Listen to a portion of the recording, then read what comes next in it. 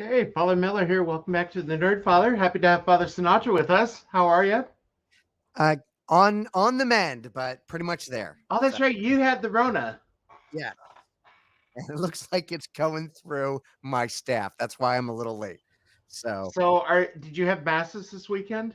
I just to be on the safe side, my associate did it, and I had to get a little help, and I had a wedding yesterday that I had a friend take care of, and so Yikes. it's kind of waylaid me a little bit. So, but I'm pretty much almost back to normal. So, oh, maybe that'll prevent you from getting the monkeypox. Oh my gosh. So some big news this weekend, as Father Sinatra knows.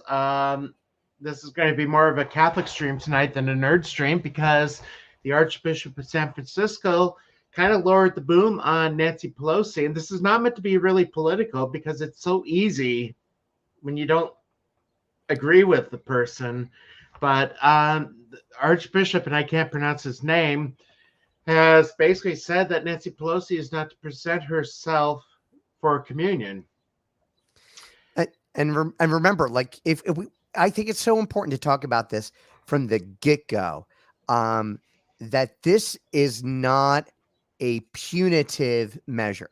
It might seem punitive, but it's not. As a canon lawyer, right, who knows about all these things and knows what goes on behind these things, this is what's called a salutative measure. It's something that's to be done for the health of the soul of the person. So it's not to say, get out and stay out. It's like, please remember that this is what you have done. This is the consequences of your actions.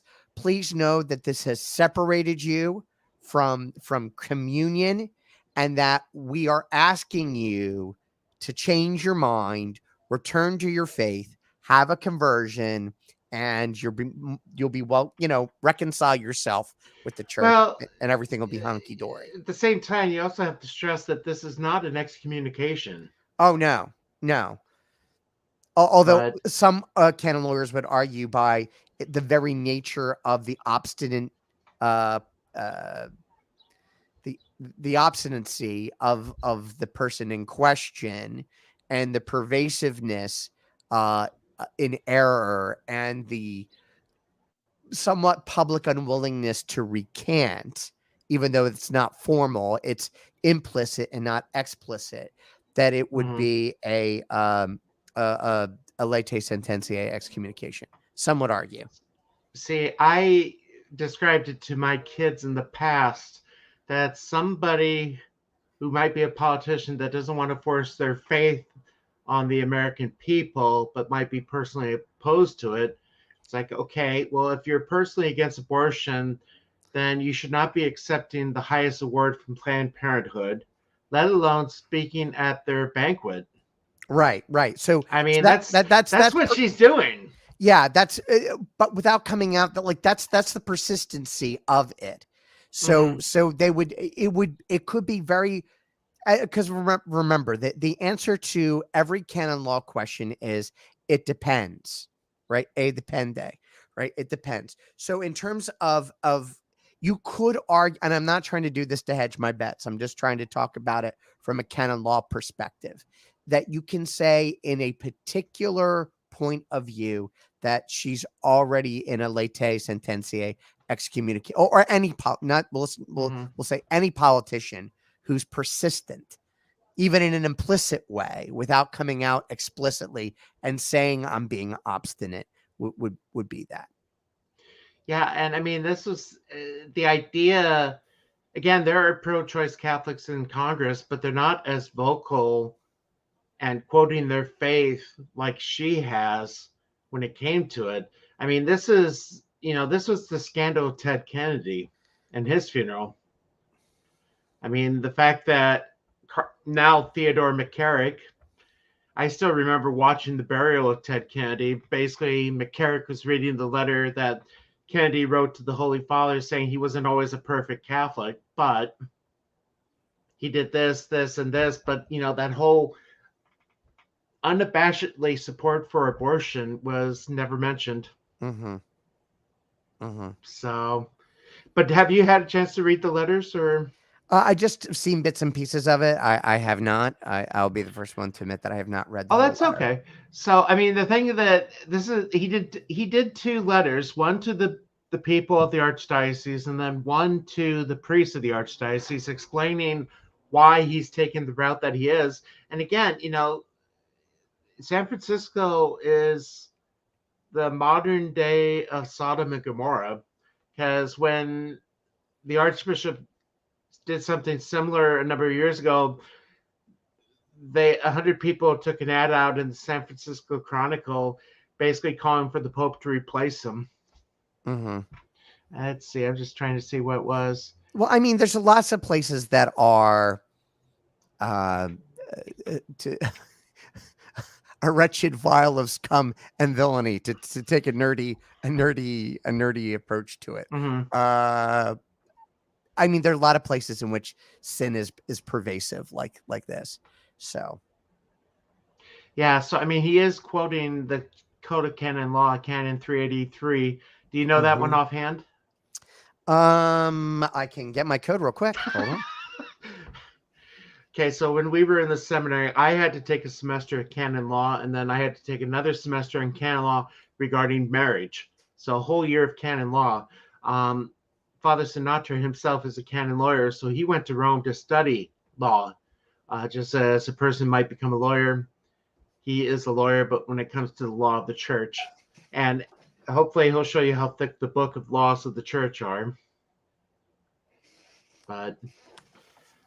all right. How big is the book of canon law? 1,570. You want to just hold that book up? So, there we go. And this is the paperback version. This is the new edition by the Canon Law Society of America. Is that what the penalties included? It doesn't even have the revisions of book 6 yet. So we have to go and print another version. So what is it? 383.1. Okay. Yep. In exercising the function of a pastor, the diocesan bishop is to show himself concerned for all the Christian faithful entrusted to his care, of whatever age, condition, or nationality they are, whether living in the territory or staying there temporarily.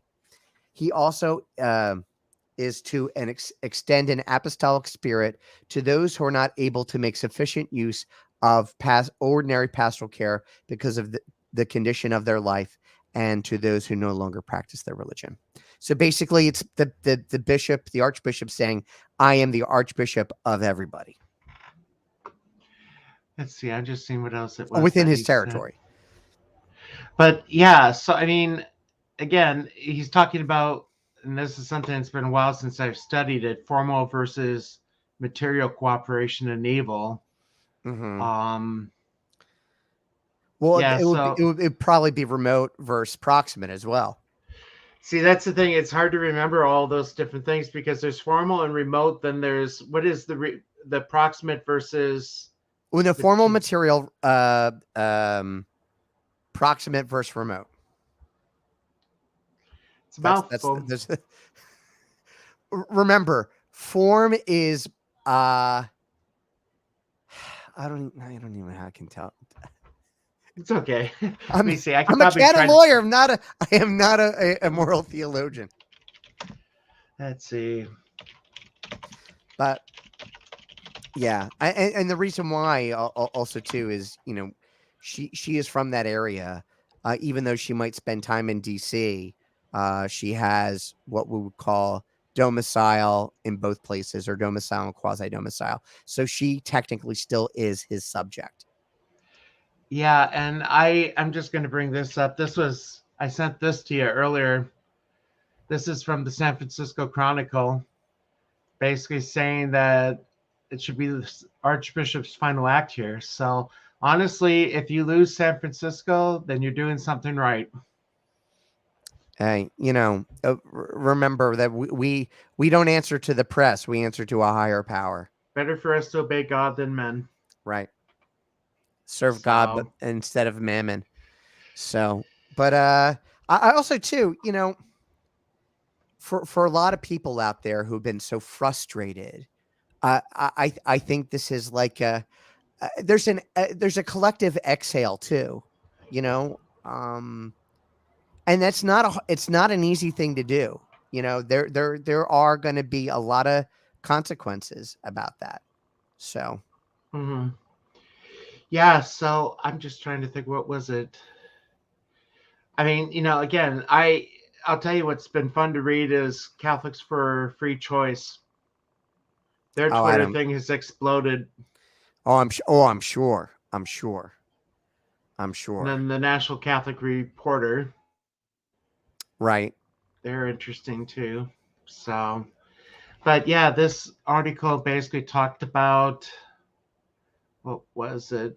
Yeah, this idea that, you know, I love this that they say that, okay, so Pope Francis headed off the divisive idea, stating communion is not the reward of saints, but is the bread of sinners. He also told pro-choice Biden that he's a good Catholic. Well, that's Biden that said that's Biden who said that, and the Holy Father never met. And you know what?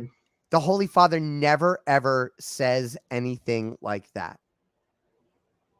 Yeah, so we're just to assume that he does. Like, they don't know the context, because they're like, well, why doesn't the Holy Father talk about stuff like this? Why doesn't he? Because he doesn't.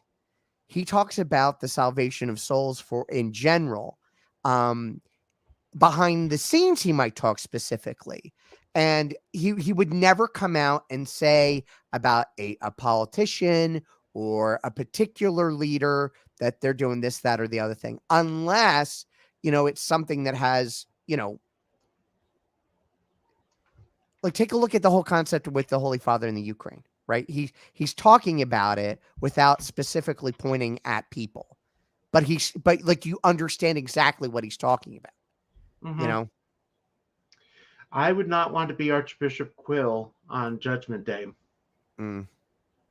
The Patriarch of Moscow. Oh, he's Kirill. Yeah, he's got a lot of, yeah. That's a whole nother ball of wax. You know, the Russian Orthodox Church for many years has been the mouthpiece of the state. You know. Well, I was reading, and after communism fell. So, well, I was reading. I don't know if we were talking about this, or maybe it was with my bishop. We were talking recently. The Orthodox want to have a general council. I think it is. Now, I don't know if that means like Constantinople, Russia, I can't remember all the different branches of Orthodoxy. There's the five different whatchamacallits. Yeah. Eastern Canon law was not my, but I know Well, there's they five. were There's they five were ancient wanting to churches. kind of get they were kind of wanting to kick out Moscow, I think, Hmm. because of Kirill's unabashed support of Putin and the scandal that it's causing. Crazy. So, but this is the thing too in the article. It refers. I'm sorry, it was 7 years ago in 2015 that the Archbishop told teachers in the Catholic school system of San Francisco that they're to condemn gay rights, abortion, and birth control as intrinsically evil. Well, yeah, it is. I mean, so as a result of this, it was the 100 Catholics that ran a full page ad basically telling the Pope to remove the Archbishop. Because of course the Holy Father reads that. Yeah. And yeah, so anyway, but yeah, it is, oh wow, look at that. It's Nancy Pelosi, not the Archbishop, who reflects the true spirit of Christian care in the city of St. Francis. Yeah, for the Catholic Church to continue to thrive here, we need a leader who opens the church doors to all, not a small-minded man who locks out his political adversaries. Yeah, You say because they're playing checkers and the Archbishop is playing chess. At this point, like they're playing, and I'm not saying that one is more intelligent than the other. I'm just saying that they are approaching things from two, like they think that this is a political move. It isn't. mm-hmm. It's not. We are not. We live in the world. We exist in the public square as the church, but we are not political beings. Like there's a real reason why Catholic priests and religious cannot hold office. We're not Right. allowed. That's right? because of Father Drennan. Well, that's but before that, I'll bring that up too. Let me see. I was going to do that earlier. I need to do a video on him. But he is part of the reason why, I think he was a big part of the reason why Catholics are not, or priests are not supposed to run for political office. Let's see. I got it here. Hold on. Because he was a representative, a Democrat representative from Massachusetts, I think from 1972 to 1980. It was in 1980 that the Holy Father told the Jesuit head to tell him he is not to run again. Because I mean, he's going with this whole I'm personally opposed, but I'm supporting it. Right. And I mean, when the priest is voting for abortion, even though he may be against it, that's even more of a scandal. And I think he died in 2012, if I remember correctly, because I remember a lot of the pro-choice Catholics were kind of praising him and everything. Well, I mean, you take a look. There's the other one, Aristide, right? Oh yeah, Haiti. Mm-hmm. Well, he left. He was he left the priesthood, I think. Yes, he did. But Drennan, the way I came across Drennan when I first learned about him was he was actually on the panel of Watergate in the hearings. I did not know that. Mm-hmm. So let's see. We should probably say hi to the chat. Man of War is here, but he's not. He is at the theater, and I'm very jealous of him right now because Star Trek: The Motion Picture, the original director's cut, is out in the theater tonight. Wow. I would love to see that. Would love to see that. So sincerely, yours is here. Well, I'm also, I'm both Star Wars and Star Trek. I love them both. I do love them both. I pretty much am done after the Next Generation because I do like some of Voyager, but it kind of got a little sappy. Enterprise, the last episode of Enterprise, destroyed the whole thing for me. If you remember Enterprise. Yeah, I do. I loved that show. I'm like, where it turns out the last episode's basically a simulation on the next, or the On the holodeck, yeah. holodeck. It's like, whatever. Chrysanthemum, I'm getting closer. Good to see you. We got just another red shirt. Looking forward to meeting you in Dallas next month. So I think I told you that Gary from Nerdrotic is having a meetup in Dallas. And I'm going to go down for a few days because it is cheaper for me to go down to Dallas than it is to fly to Philly. I can actually go for the few days in Dallas for cheaper than what it costs to fly alone. Wow. That's pretty bad. So they are with the It's a comments shame because finally. I would love to see you out here again. So I hope to go next year. I really do. So, yeah. So I thought you couldn't, as she says, I thought you couldn't receive communion if you're in the state of mortal sin. The problem is some people reject the idea that they are in the state of mortal sin. I mean, rationalization is so easy to do. mm-hmm. So, does this sincerely yours? Does this carry over to other Catholic churches in DC? You want to go ahead and answer that one? Unfortunately, no. Because while we are not okay, here's canon law lesson. I'm getting a workout today. Yeah. So, all right. So when we take a look at the church, the Catholic Church, we have two sides: the East and the West. Okay. So the West is basically the Roman Catholic Church. Okay. You can also argue that there's the Ambrosian Rite, and that's a Western Rite. But that's really more, it's still like the Roman Catholic Church. And then of course you have the Anglican Rite of the Roman Catholic Church, or of the Catholic Church. So that would be kind of like the West side. But there's 33, or actually no, there's 34 now Eastern Rite Catholic churches. The Eastern churches are all territorial. So the bishops and those equivalent to them in law, and because they've got all these really cool titles of people that are like bishops, as long as you're within their territory, they have jurisdiction over you and can say things and either encourage or admonish you within those. Okay. The Western Church is different, because if you have our jurisdiction travels. As long as you have domicile in a place, if you travel other places, that jurisdiction goes with you for the most part. And this leads into Thursday too. Yes, it leads into Thursday too. I'm very upset. Did you hear what happened? No. The New Jersey bishops moved Ascension to Sunday. Oh, gee. Permanently. We've done it 2 years because of the Rona, and then they decided to do it permanently. So just to sum that up, I am not here to. Yeah, no. I know. But I mean, I'm sure watching, I'm sure that it's for a good decision. I say I personally am struggling with it.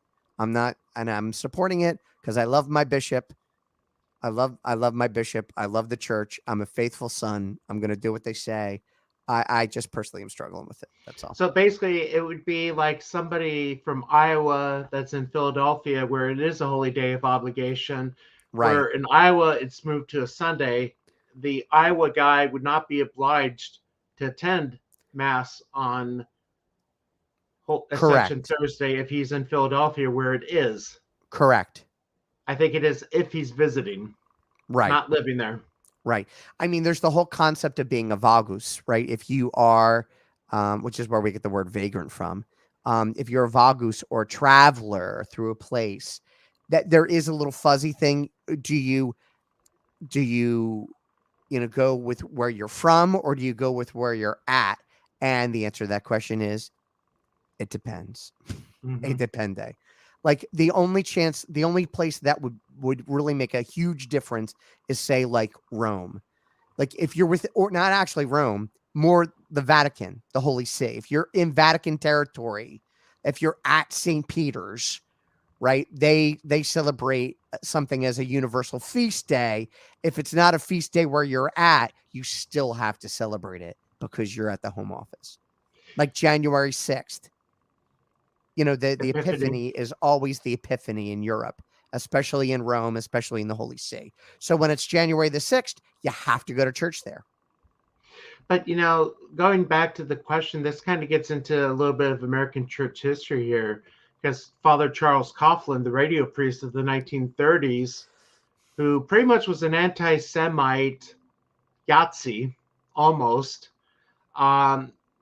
Joseph Kennedy, the ambassador, JFK's dad, wanted him off the air because he was going against Roosevelt and everything. But there wasn't much the Pope could do. There wasn't much that the papal nuncio could do because only his bishop could remove him. Right. So, Mark, the answer to it is yes, because your Sunday obligation is your Sunday obligation. I didn't get that far. Yeah. Sorry, so I was just kind of two up. Two up. Oh. From that. Oh, Mark, sorry. So basically, if you go to Mass on Thursday while you're in PA, yes. But it's also Sunday. So Sunday's the holy day regardless. You just will be celebrating the Ascension twice instead of celebrating the 7th Sunday of Easter. Oh, I know you would have gone anyway.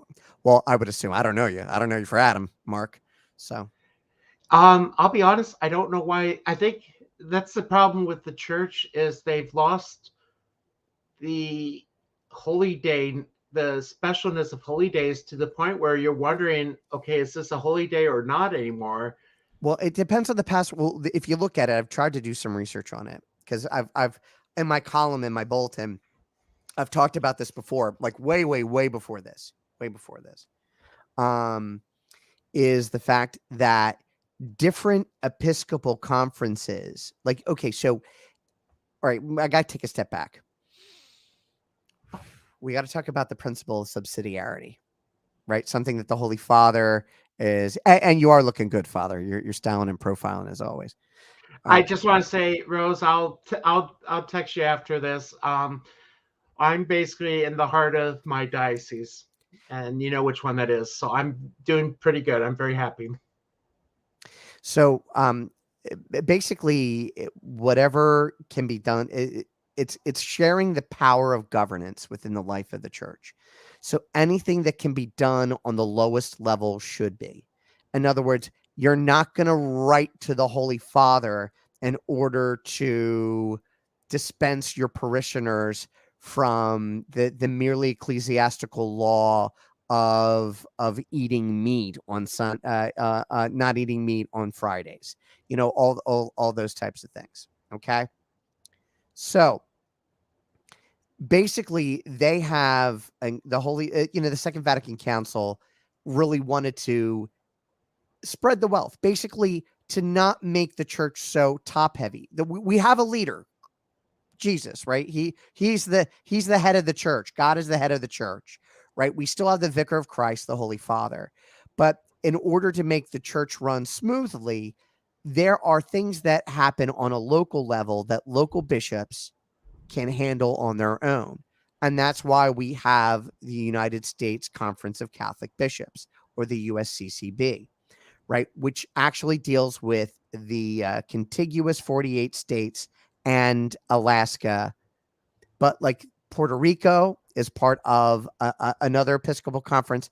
Hawaii is a part of another Episcopal conference. Did not know that. They're not part of ours. They're not Did part not of know ours. that. Because their holy days are different. I looked that up. The holy days in Hawaii, the holy days of obligation in Hawaii are different. I think they only have, and remember, there are some that are part of the life of the universal church.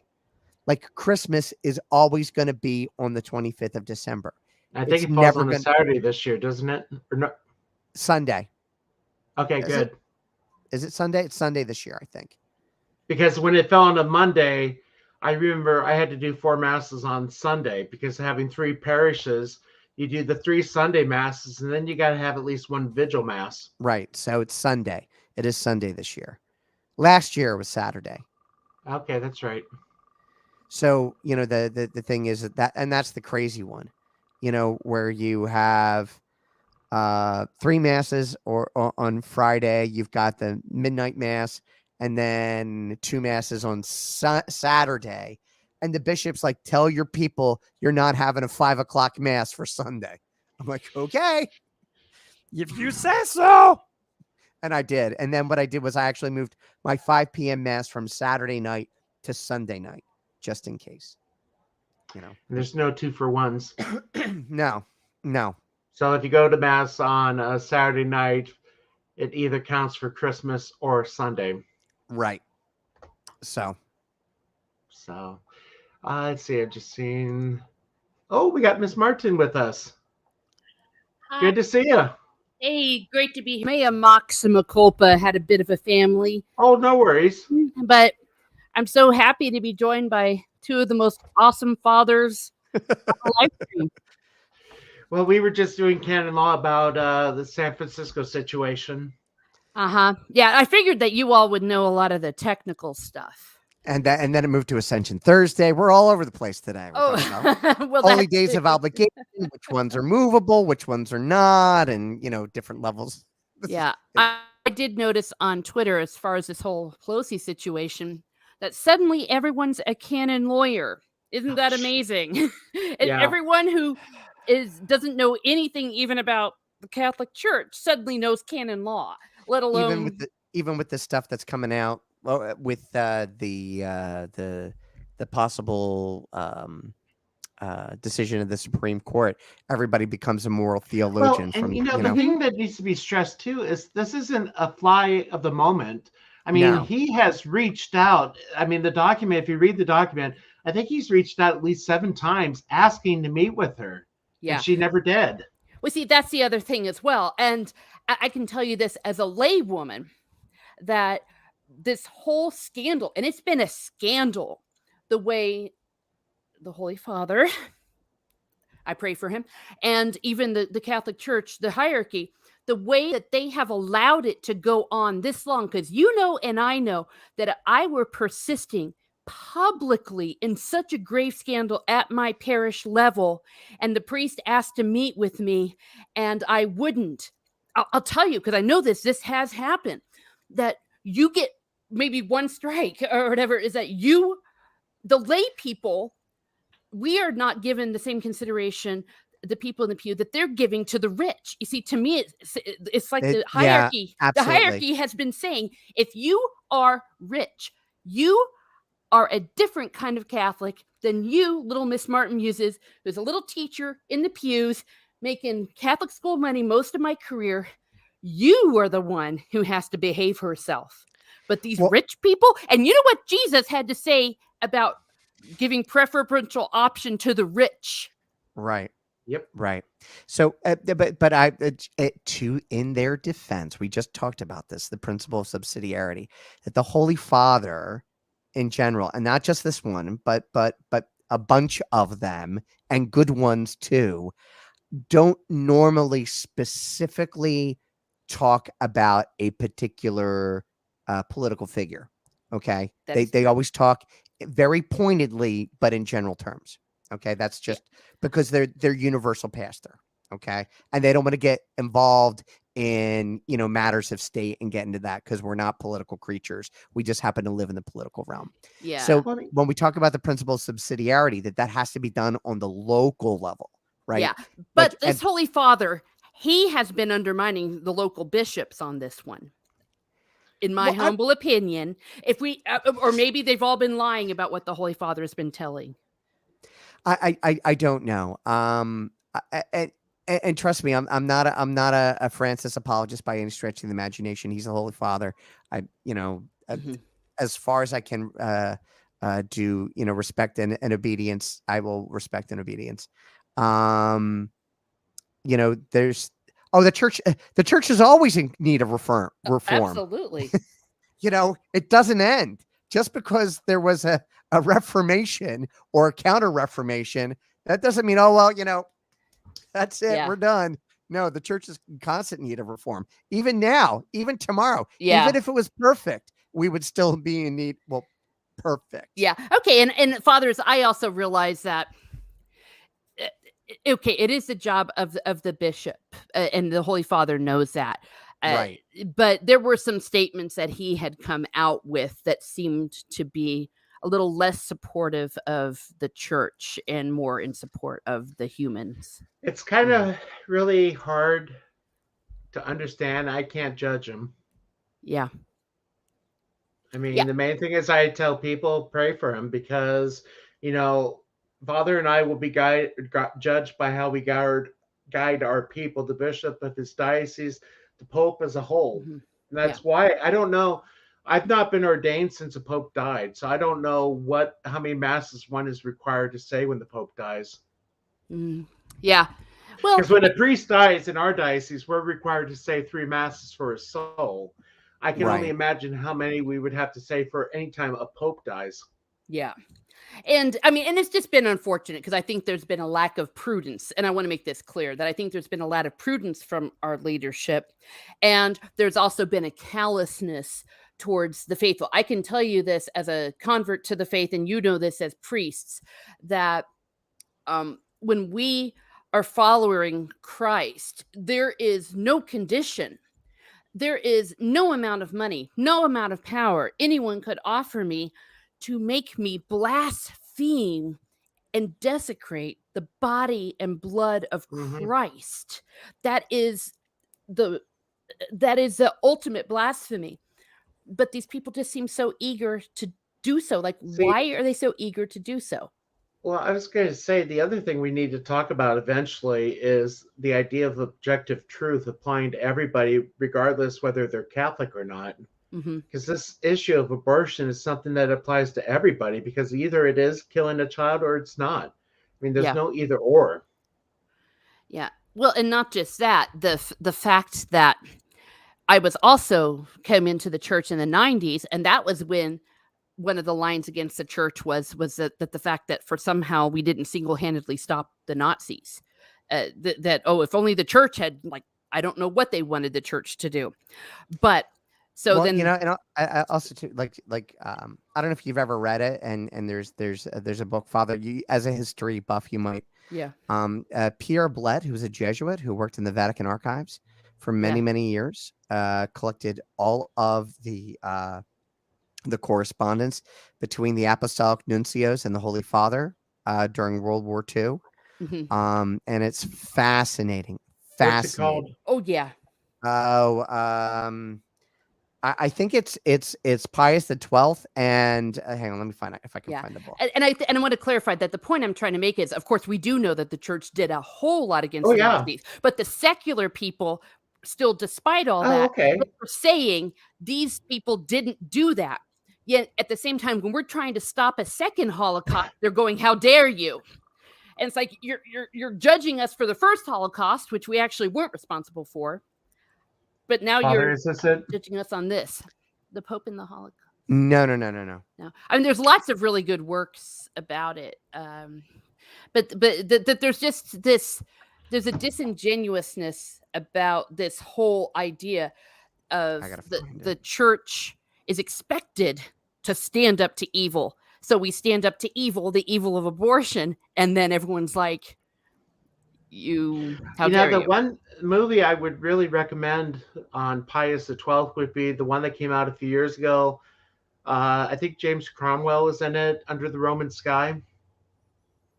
It was really well done. It's Pius XII and the Second World War, according to the archives of the Vatican. Yep. Okay. Let me see if I can. Oh, okay. I think I might have that one. And that's really good because it gives a snapshot. And as a seminarian at the time when this book came out,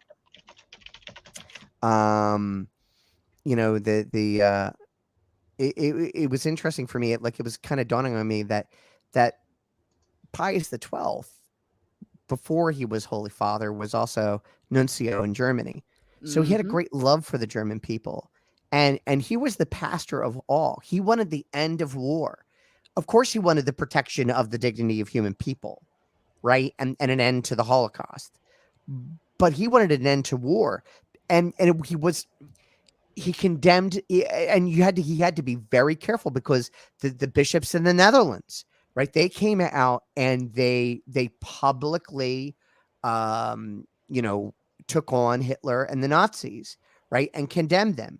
What happened? The Nazis invaded, right, and they invaded and they occupied the seminaries, and they went into the convents, and they found all of the Jews that were being hid there, and they shipped them off. Yeah. So there was a very fine line that Pius XII had to walk. Yeah, you had to during fight this. smart.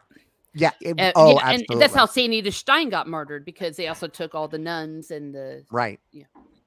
And just for those watching, the number of used books is now 23 because I bought the book for $5.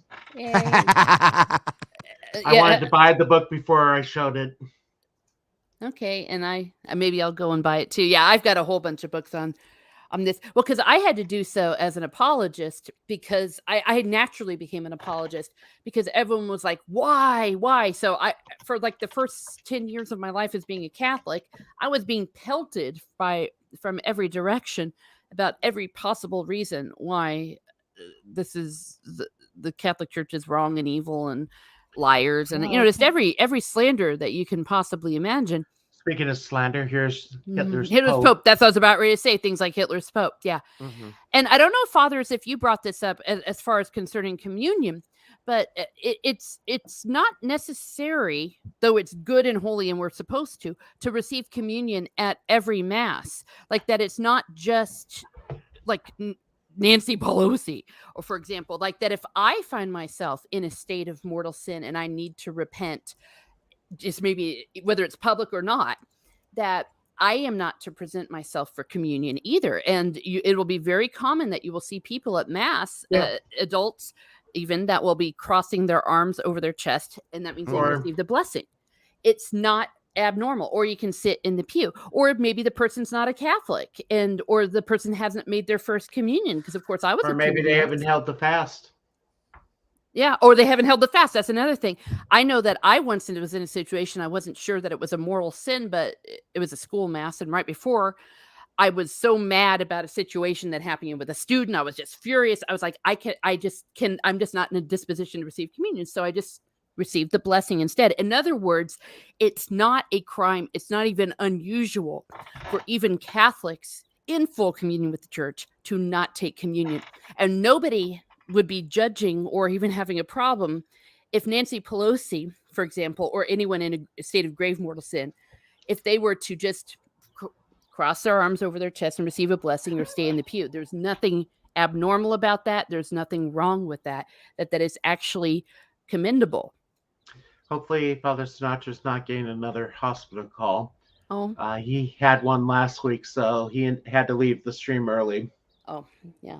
But no, I was going to talk to you and Lady Gravemaster about trying to set up a Saturday stream one of these days. Because it's been a few months since we've done one.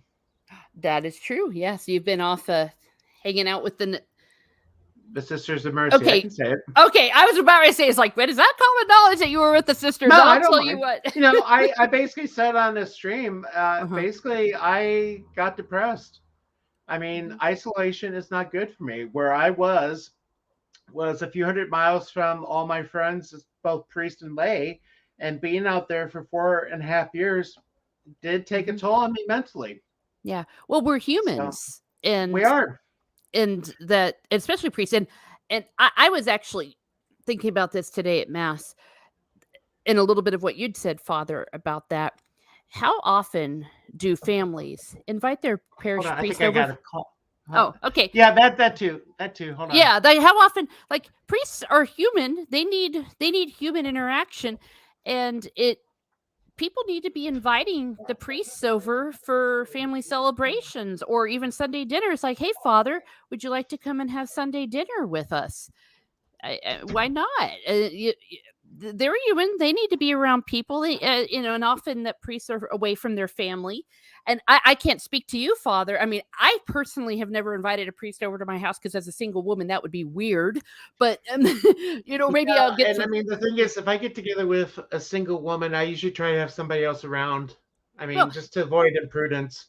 Well, exactly. But, I'm thinking, the pews are full of families.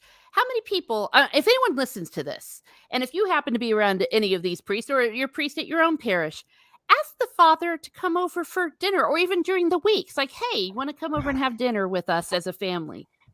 Well, the only thing too is, I mean, it depends on the size of a parish, because I'm in now at a pretty big parish. I mean, I can't do that every night of the week, but it is nice to see families. It is nice to be able to just get a place to go away. Yeah. And I'm just saying that you guys need friends too. Yeah. and you need to have fun and recreation. And I know people that are sisters, and it's a little bit easier for them because they're all living together. But then again, sometimes they can drive each other crazy for the same reasons.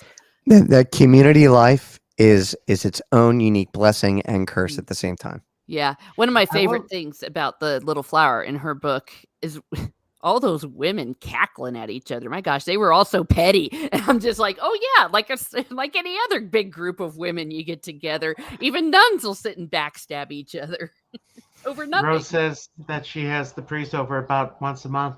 I gotta get Father Bem on again. Well, he's killing it. He's working hard. Oh yeah, I was actually in your town, Rose, not in early April when I was coming back here. Yeah. It was just passing through, so there wasn't really much time, but I got to stop in to see Father Bem for a brief amount of time. I will be up in your neck of the woods in October because my aunt died about 2 weeks ago unexpectedly, and they're going to have the funeral up in that area. So I'll be up. I'll let you know. Yeah. Yeah. But that's just my little 2 cents about companionship and all that kind of a stuff. But, I'm just thinking too, thinking of my aunt, and, we need to pray for what is known as the grace of a happy death, that we might be able to receive the last blessings, the anointing, the apostolic pardon, because we don't know if we'll always get that. That's true. Well, you're supposed to pray to St. Joseph about that. He's a patron of a happy death. He sells houses as well. Just saying. Yeah. So don't bury St. Joseph upside down. Don't bury him at all. No. That drove me nuts. The Catholic companies that sell a little St. Joseph moving kit. It's like they should know better. Yeah, that's like kind of satanic, isn't it? I mean, you're not supposed to. Well, I mean, when you turn a symbol upside down, unless you're showing St. Peter dying, it should all be right side up. Though I don't think the intentions are there, rather. No, I don't think so. And honestly, a lot of people that see it don't realize that it's not something they're supposed to do. Yeah. Just say some nice prayers to him. I call it Catholic voodoo. Yeah, don't start sticking needles. There's all these all these little Catholic voodoo things. Yeah. Like the cult of Padre Pio. Are the people who have devotion to this wonderful blessed saint. But there are people that are like off the wall. Oh. Right? Padre Pio is not God. He's not our Lord. And he would be embarrassed that people would spend so much attention on him. Oh yeah, he'd be horrified. Well, it's like those that hold breath for every word that comes to Medjugorje. Because I used to follow the messages of Medjugorje, but then it's just like this has been supposedly going on for 40 years. Yeah. Well, even the ones approved by the church, like Fatima and Lourdes, even those you don't really have to believe or listen to. Right, you're not required to believe them. No, it's just a private devotion. I've been to Medjugorje. I've seen good that comes out of it. I mean, there's a lot of good. There's a lot. It's a very prayerful place. I had a profound spiritual experience there, but I will tell you honestly, I don't know if the Blessed Mother's appearing there or not. Got no clue. Yeah, but I know what you're talking about, Father. Like sometimes people will read her daily messages more than they'll read daily scripture. And it's like, okay, wait a second. Let's get some balance here. What's the most important? By the way, can I plug again the Bible in a Year podcast that I'm going through year 2? That's awesome. Oh yeah. I love it. Back in 98, there was a Catholic bookstore I was working for where I remember somebody came in with water from Conyers, Georgia, where supposedly Our Lady appeared. And if I remember correctly, the water was supposed to be contaminated, but they were treating it as if it was blessed or something. Oh, jeez. Yeah, people got to be prudent. My goodness. I mean, just because Our Lady says she's appearing doesn't mean she is. Yeah, and there's a reason why the church has a long discernment period. We for have such to wait situations. until things end before Yeah. before you can say anything about it. Yeah. Yeah. Yeah, I haven't. I obviously didn't go to Medjugorje because I'm a little bit of a purist that way. I was going to wait to see if it was approved, but I have been to Lourdes, and Lourdes was awesome. Well, it's Lourdes France. was so much fun. Yeah. I mean, honestly, outside of Medjugorje, I don't really know if there's much to do in that area. In southern France? No, in Medjugorje. Oh, in Medjugorje. Oh, my fault. Oh, it's beautiful. I'm sure it's very beautiful, but you're right there. You're close to the Adriatic. Oh my gosh. okay, but it's gorgeous. How long does that last? I don't know, man. I mean, I'm sure they have resort towns around there someplace. Yeah, go to the beach. I'm a beach bum, as you well know. So, well, France is awesome because it's almost like Ireland. You can't go 5 feet without stumbling over a saint or some shrine or some great place, great cathedral. Oh, God bless. They're all being burned down, though. but Lazoo was just unreal. Oh my gosh. Oh yeah, I've been. Oh my word. Oh, George. Good to see you, George. Let's see what he wrote. He better not be hoping for an indulgence, because that's a sin. Blessings to you, Father. Hope you are well. After our talk in Vegas, I began my channel and now fighting for Tolkien. Can't wait to see you again. All hail. Thank you, George. George, I don't know if you knew, but I'm going to be in Dallas next month. So I hope that you will be there because we'll catch up. But George is a good guy. Amazing story. I need to read his book, but he's very involved with the Nerdrotic podcast. Great guy. Oh, I didn't know he had a book. Yes. Oh, awesome. George, I'll have to get in touch with you. I don't know if you're a cigar guy, but maybe we'll have to have a cigar or something. You're killing me. Yeah. I've been killing me, Father.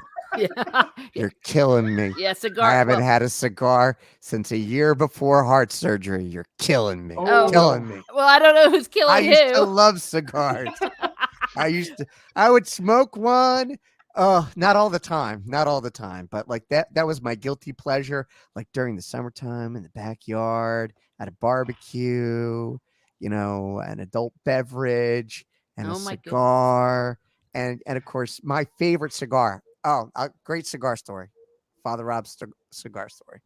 So I'm living in Rome, and it's the end of the year banquet at the Casa Santa Maria where I lived. And so, pardon me, his excellency, the man of bat, needs to go outside. Give me 2 secs, and I'll finish my story. Well, I'm trying to think, what was it that I was saying to one of we were talking this morning about something. I can't remember if it was food or no, fireworks. Our parish sells fireworks for the 4th of July. And I don't, as I told them, it's like, I'd rather spend the $75 on an adult beverage, a nice single malt. And I looked at one of the kids. It's like, that's an adult beverage. Yeah. Well, I'll tell you what, Father, when I quit drinking, you have no idea how much money I saved. You can buy so many books for that. Well, I am going to go back to the old motto. I teach, therefore I drink. Well, I teach, therefore I had to quit drinking.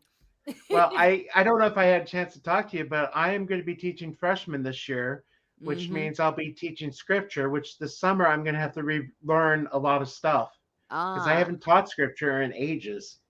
Yeah, and it's definitely on a different level. Yeah, I've only taught little kids, but yeah, but just saying, be careful. It's cunning, baffling, and powerful. So the only thing that kind of is the downside is I have to renew my teaching license because where I got put before coming to this parish, I had renewed my license thinking I was going to be at my last parish for a little bit longer in teaching. only to find out I got moved. And I haven't used my teaching license in 4.5 years.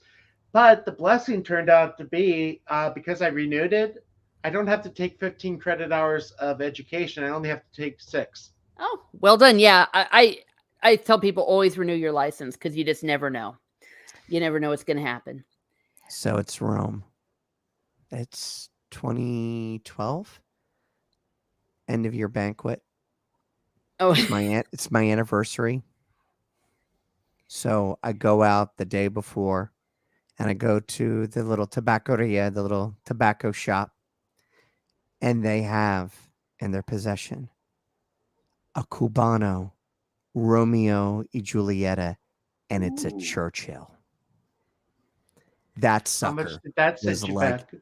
that. I think it was like 20 euro. oh, That actually would be good.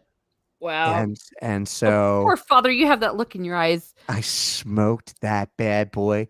It took me like 2.5 hours of just I'll tell smoke. you, Oh, the it was day so stinking good. It was so stinking the good. day that I finished my MA thesis, and for those watching, that's about a 64-page paper. The day I turned that in, I went to the state store in Pennsylvania because you can't. You see, the thing that's nice about the Midwest is you could go to Walmart and buy beer and liquor. In Pennsylvania, you have to go to the state government store to be able to do that.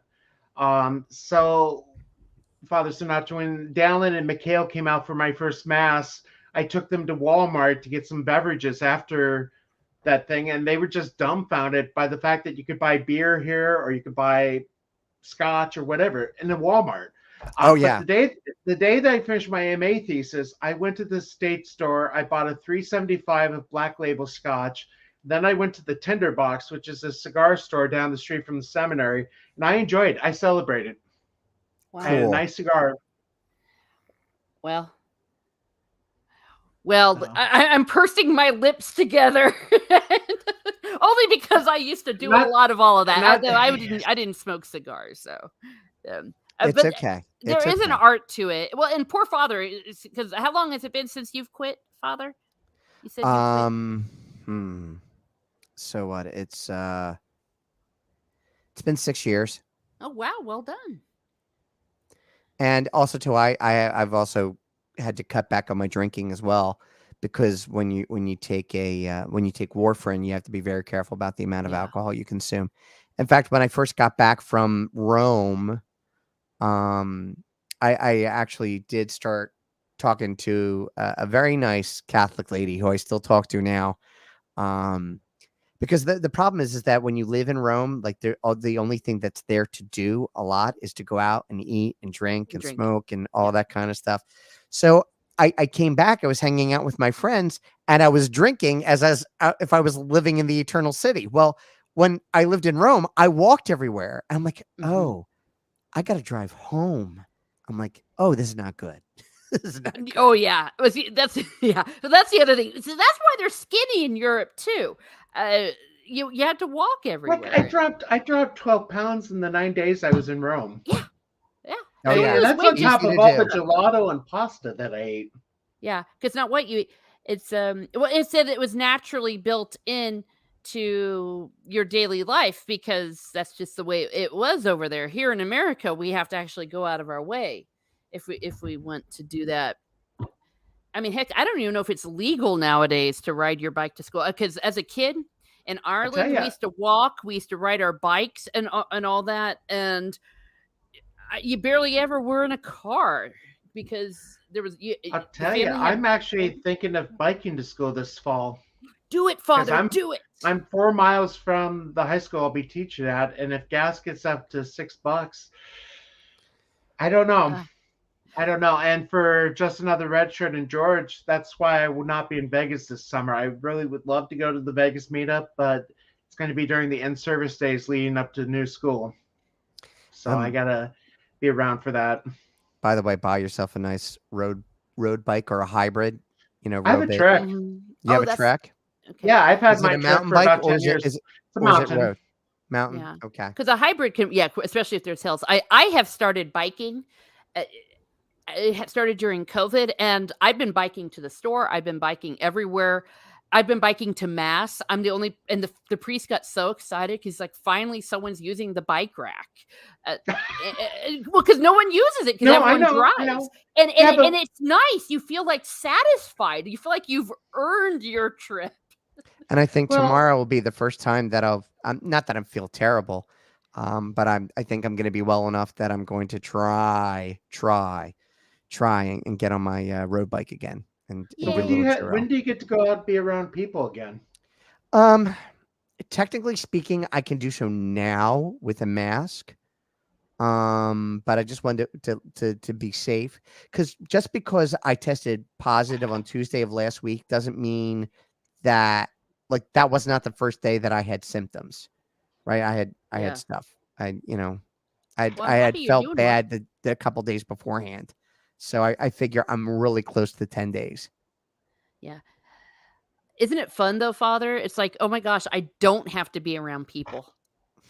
It's just like, Well, you this get is a mini bad vacation. Totally week. nuts. This is a bad week. I had to give up a wedding. I couldn't be at confirmation. Oh no. Yeah. Okay, so forget everything I said. I'm a horrible It's person. a little rough, a little bit.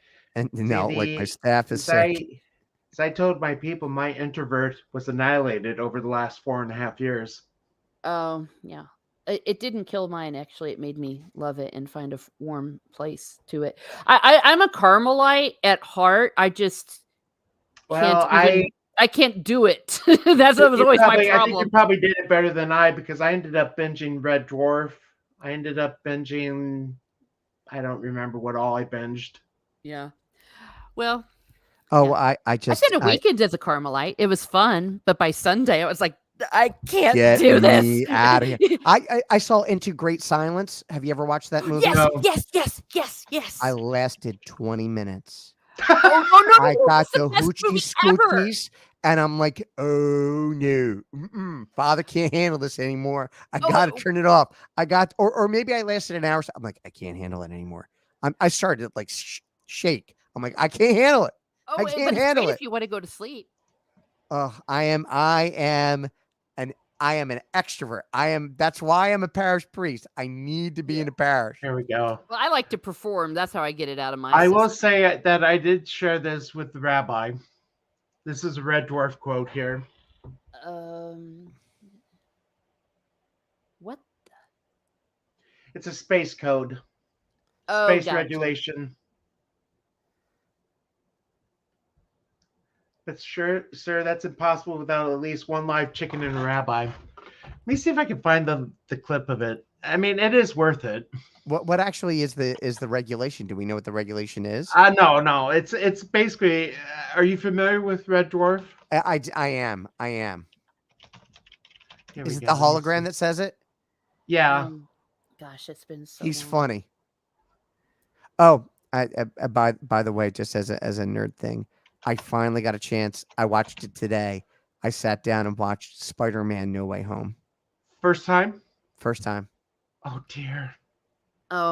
It was. I watched it on an breakdown. airplane.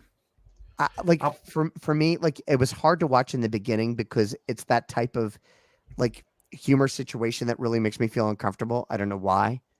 But I did like it. I'm only going to play 5 seconds of this. What are you going to do with them, Mr. Flibble?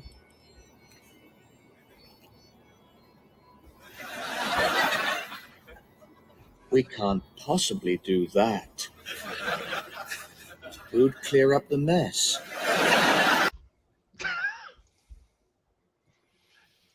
Oh my. Smeghead. I will say, so you guys might know, or Miss Martin might know, Ian did a stream with me with Dan, the Space Book, on Wednesday. We kind of went over the new Doctor Who news about the T person who is going to play Rose. And I've become kind of paranoid on this because the stream that we did ended up being made private by YouTube. Oh yeah, they're coming for you. They have new ways of reporting people now, including misinformation, Well, that's Well, kind of what it was saying, but we didn't really do much. I mean, the only thing Ian said is, do I have to call T their gender or whatever it is? And I'm just trying to use very generic terms here. But I mean, I told them I did this at Mass 2 summers ago when the Black Lives Movement thing was happening, talking about the need to separate the concept of Black Lives Matter versus the group that calls itself Black Lives Matter. Because I read from their platform that they ended up taking down. I'm like, okay, there's kids here. We'll use the code. I think you know what G means or L means or T means. So I just read the platform and just said the word T for. right. I mean, but it's the whole thing is, and I also think that's why Elon Musk spending $64 billion to buy Twitter, kind of it brings everything to a head.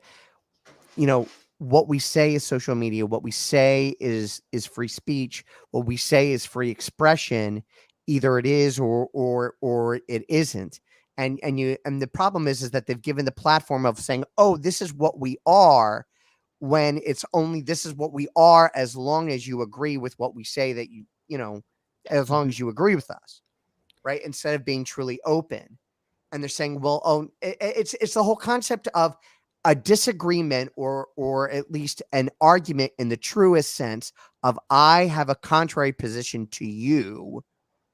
And they're saying, well, because you are contrary to me, because you don't agree with me, then you must hate me. And what you say is no longer a disagreement or an intellectual argument. It is now hate speech. Mm-hmm. Well, speaking of hate speech, I don't know if you saw the new cover for Doctor Who magazine.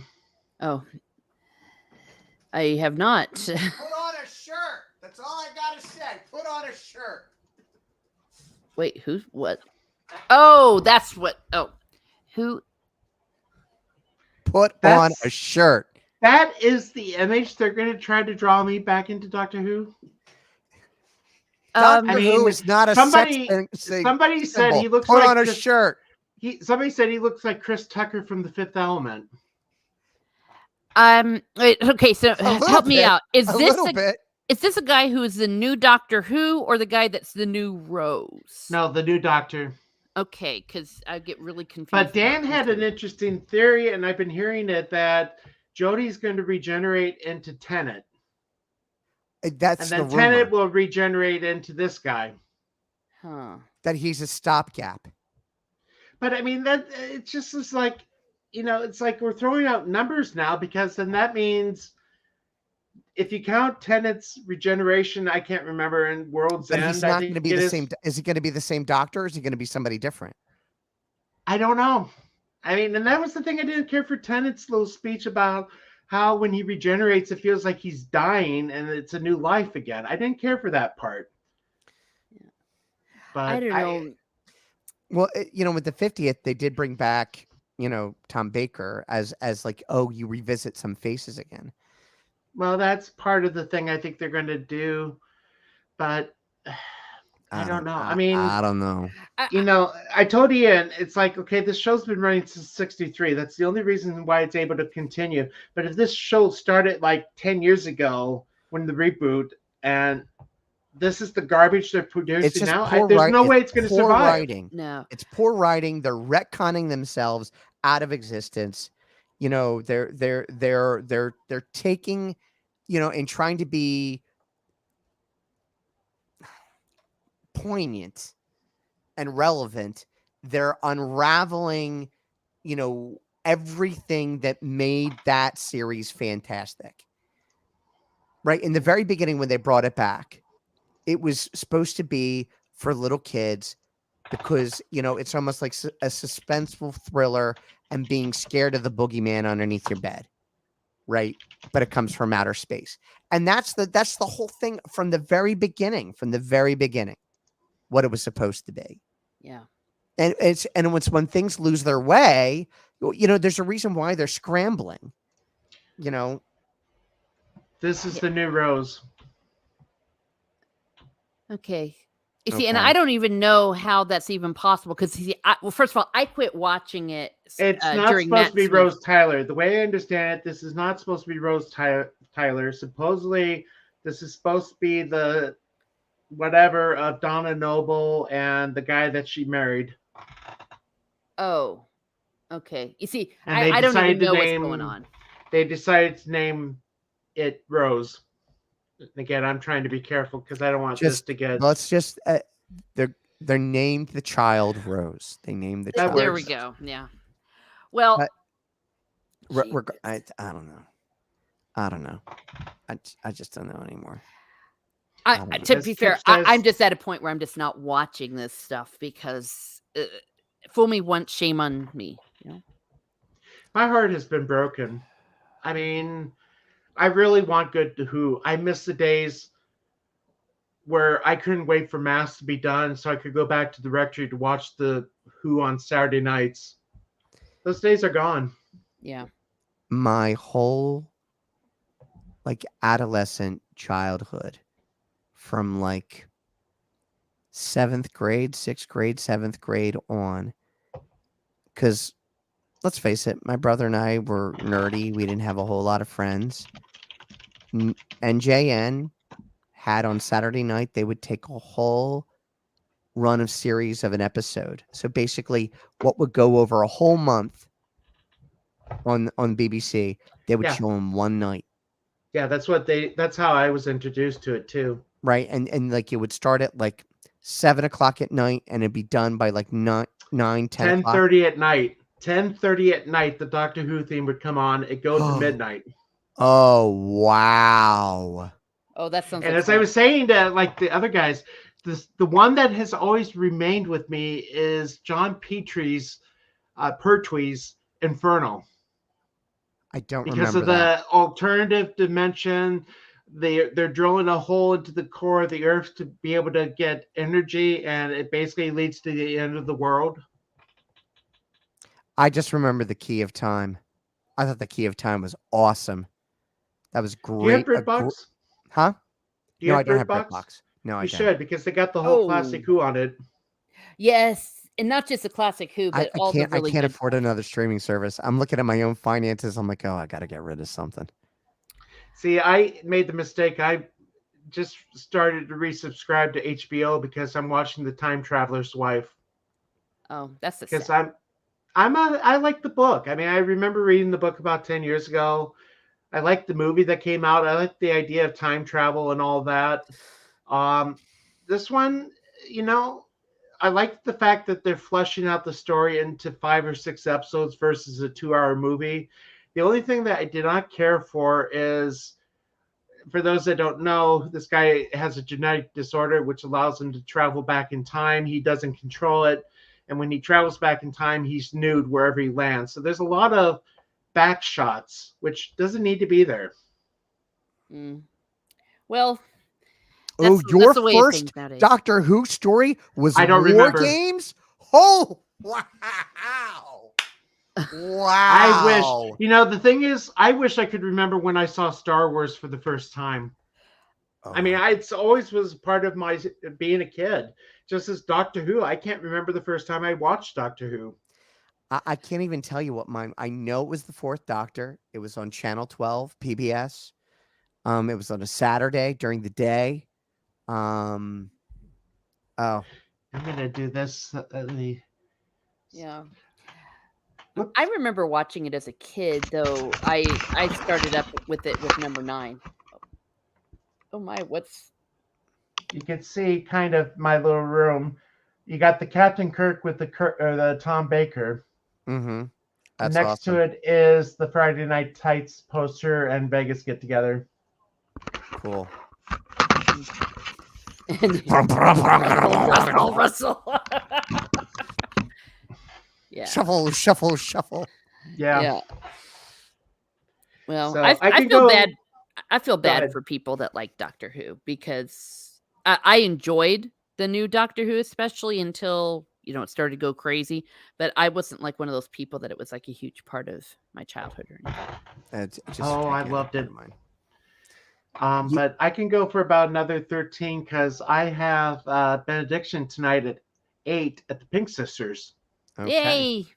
Yay for benediction. We need more of Mhm. that. Speaking, bring it full circle to the most holy Eucharist. We're doing. Go ahead.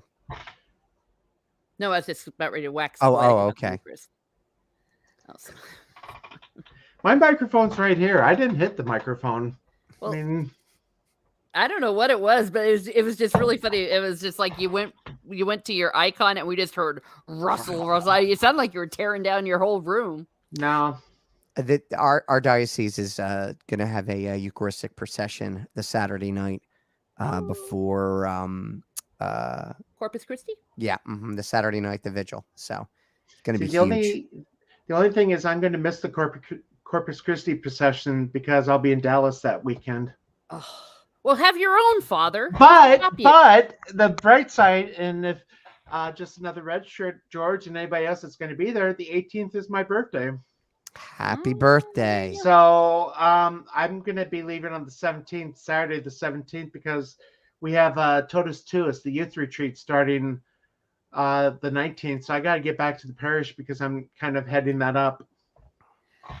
Oh. Well, no, for real, Father, you all know this stuff. Well, isn't Father Sinatra the canon lawyer? But if you wanted to have your own little procession, you could like go around the hotel and stuff with all the Friday night. Canon law does not talk about Eucharistic processions. I'm just saying. What did it talks about the importance of the Eucharist and everything that goes along with Mass, but it doesn't say anything. Liturgical stuff we give to the liturgical books. Oh, well, okay. There you go. My fault. Yeah. First Angel with a comment. I'm up here in Plano, Texas. Yeah, so I'm still trying to figure out what my schedule is going to be. I was telling Gary I have about 5 comic shops I want to hit. Well, and the nice thing is I've never been to these comic shops, so it's going to be the first time to pick them because the comic store here in my town I've been to so many times I picked everything I wanted. Oh, jeez. And it sounds like a celebration. Yes. So we're going to have to figure out what to do on Friday night because Friday Night Tights will be on, but Pray the Rosary. We won't be allowed in it. So I think the one that I'm looking at is Titus Comics. Oh, dude, you're racking it up. You are racking. People want you to have comics. People want you. Now send in some money for Father Sinatra to get a subscription. Gas money. Thank you, DR. I'm okay. Thank you, DR. I'm okay. I'm okay. Yeah, the gas part I'm not looking forward to. But like I said, it's going to be cheaper to drive to Dallas than to fly to Philly. I actually have to call my comic book guy. We haven't, my brother hasn't picked up the comics in a long, long time. I know that's going to be hefty. Oh, gosh. That's going to be a several $100.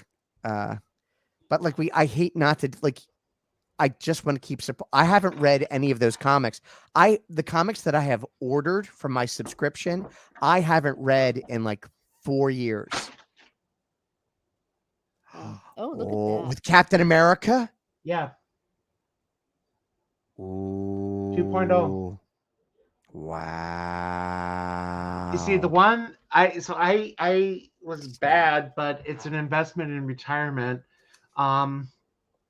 I got Something Is Killing the Children, the first print. My comic store recommended it to me when it came out.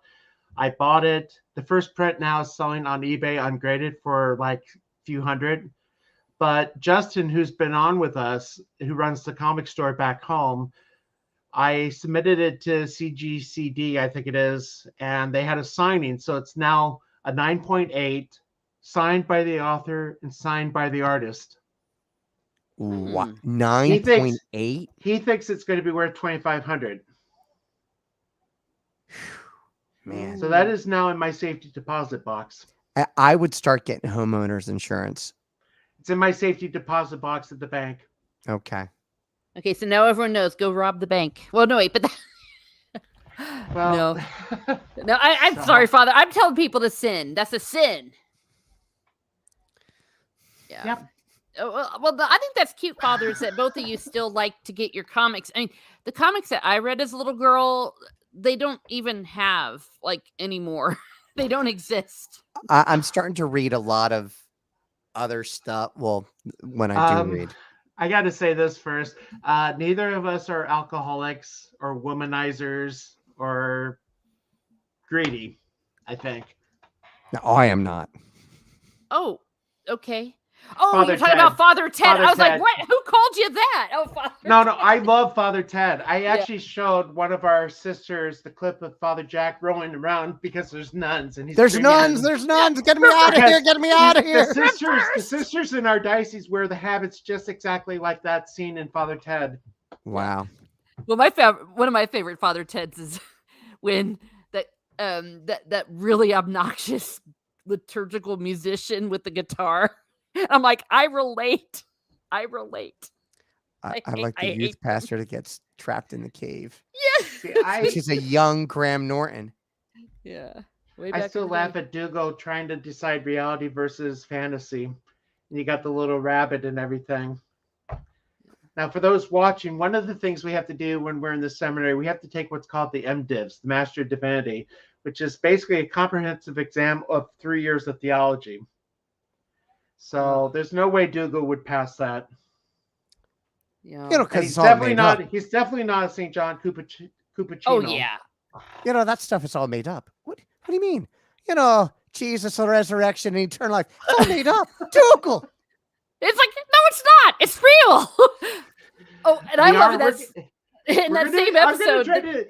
I just wanted to say I'm going to try to do this on Sundays again. So now that I'm back, now that I kind of got a schedule figured out, I can do this on Sundays. Yay. But my favorite part in that same episode is the dumb priest. He's carrying a statue of Our Lady, and he's making it kind of float outside the window. And then the other priest, Father Ted, thinks he's being appeared to, and he falls on his knees, and he's like, "Holy Mother of God!" And then he's like, he was bawling him out, saying, "I thought it was herself." I just died. Yeah. Here, I gotta play this. I'll play this 3-second clip. Yeah. If Father's got 1,000 now, he's got to get monetized. Good. I hear you're a racist now, Father.